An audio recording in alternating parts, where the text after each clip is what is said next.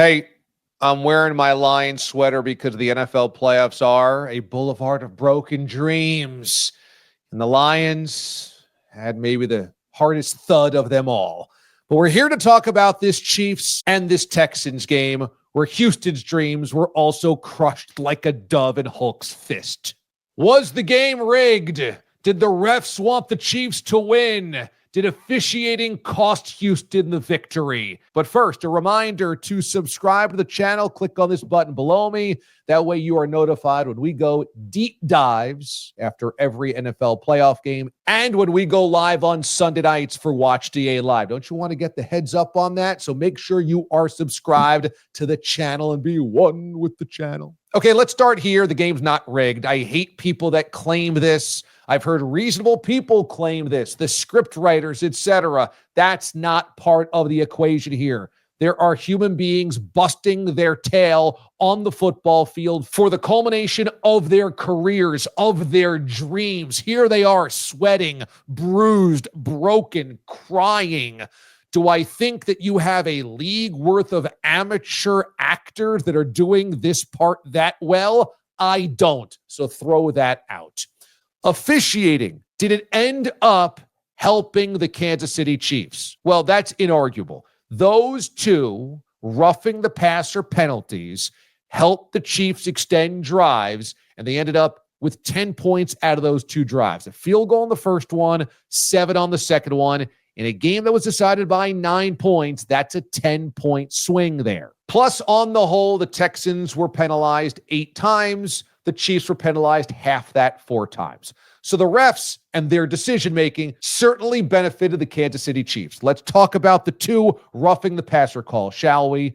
Number one, the first one by Will Anderson. All of the replays we saw that ESPN had seemed to show it from behind Patrick Mahomes. So we couldn't tell if there was contact to Mahomes' helmet. It appeared time and time again from that angle that Will Anderson's shoulder got into Mahomes' shoulder and the jolt of it flipped Mahomes' helmet back. It was only when we got the final replay that we saw them side by side that it was apparent that Will Anderson's helmet, the face mask itself, the front of the helmet, did clip the face mask / helmet of Mahomes. So in that case, we just didn't get the right replay. And in that case, even though it happened on a 3rd and long, there was an incomplete pass and would have stopped the drive and forced the Chiefs to punt. In that moment, in that case, we do see with a still shot, there's a collision helmet to helmet. That penalty is valid. Referee Clay Martin was grilled after the game by the pool reporter assigned to interview the refs. And here's what he said about that first penalty. Quote, I had forcible contact to the face mask area, so I went with roughing the passer on that play. You know what? Clay Martin was right on that one. The bigger play was the second one, which was unnecessary roughness with the hit to the head when Mahomes is scrambling and 2 Texans defenders kind of collide. He's half sliding, and they come up top and seem to make potential contact with his helmet. Martin was also asked about this penalty flag, and he says, quote, when he slides, he is considered defenseless. The onus is on the defender. I had forcible contact there to the hairline, to the helmet. I have a real problem with this one because if there is contact there, it's minimal at best. It is not a helmet to helmet. It's kind of a hand, top of the hand, meaty part of the hand that's grazing the helmet. Also, Mahomes is sliding, yet Mahomes is a runner there. And you've got a guy who's pausing, stopping, starting, trying to manipulate the defenders around him. We saw him do this on another play in the game where Mahomes gets to the sideline. He holds up, slows down, almost puts it in reverse, certainly neutral, waiting for the defender to come up from behind him to hit him to push him out of bounds, and then flail like this. It's puppeteering the officials to make it look like there's a flag, or it's puppeteering the speed and navigation of the field, knowing that these defenders can't do anything without being flagged. I didn't like that one at all. And that one leads to a touchdown in this game.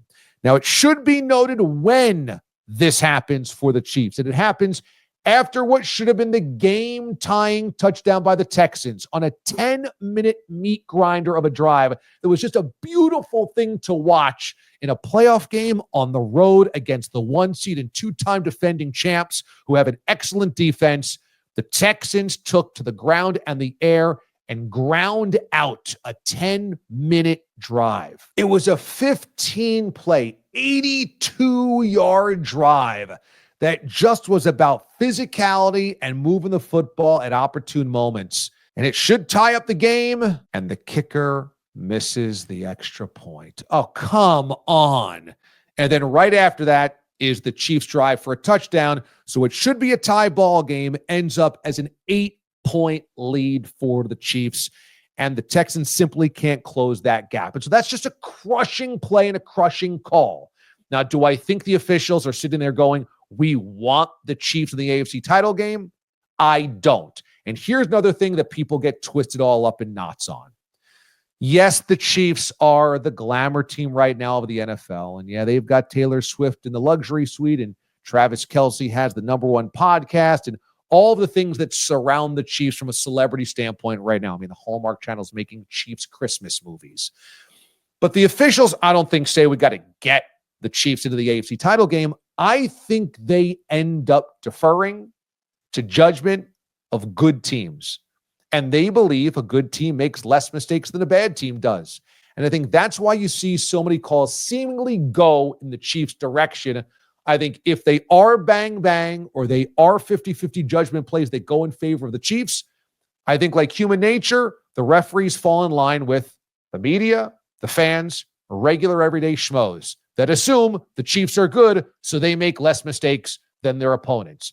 In this game, though, and in other games, when it seems like the Chiefs are assisted by the refs, it's really because they take advantage of opportunities that are granted to them, either when you turn the football over, you have a broken coverage, you make a mistake, or when there's a penalty against you. In this case, it was a touchdown following a unnecessary roughness call to extend a 1-point lead to an 8-point lead. Against the Buffalo Bills 4 years ago, it was not kicking the ball in bounds. They got it out of bounds. They had 13 seconds left. And because they have Travis Kelce and at that time, Tyreek Hill and Patrick Mahomes, they can get in the field goal range with just that amount of time. They are great enough to take advantage of when the door opens just a bit. And that's why it always feels like the Chiefs are helped out by the refs. Because the bigger picture here about this game is how many missed opportunities the Houston Texans had to actually grab control of this game. The Houston Texans had more first downs than the Chiefs, more rushing yards, more passing yards, higher yards per play, and greater time of possession. So how do you lose? You lose because look at the self-inflicted wounds. You give up a long kickoff return to open up the game. That sets up 3 points for the Chiefs. You miss an extra point that could have tied things up at a crucial juncture of the game. Stroud was good, but he was also running for his life all day long. The Houston Texans offensive line was a turnstile. Chiefs had 8 sacks of CJ Stroud in this game. They lost 58 yards of field position because of the poor offensive line work in front of Stroud. They had a 55-yard field goal, no good. They had another field goal at the end of the game, blocked. In a 9-point loss, Kami Fairbairn attributed to 7 lost points. And look at the timing of when some of those sacks happened. First half, it's 3rd and 8 from around midfield, and there's a bum rush on CJ Stroud, and he gets sacked, 12-yard loss. Texans have to punt. That ends the drive. And then later in the second half, on 4th down, another sack blows up that opportunity. The fact of the matter is, if you took away the 2 points that the Chiefs basically gave up at the end of the game for that safety to run off clock, the Houston Texans offense scored 12 measly points at Arrowhead. That had nothing to do with the penalties that were on the Texans for roughing the passer, unnecessary roughness. 12 points on the road at Arrowhead from your offense is never going to win the game. I know the Chiefs are remarkably polarizing. I know many of you would rather see anybody but the Chiefs from Chiefs fatigue. But in this case, the officials did not cost the Texans the game. The Texans cost the Texans the game. Hey, thanks for watching, everybody. Make sure you are subscribed to the channel by clicking on this button right here. That way you are notified when we go live and watch DA live and when we do DA deep dives like this one. Appreciate you watching, everybody. I'm DA, Damon Amendolara. See you next time.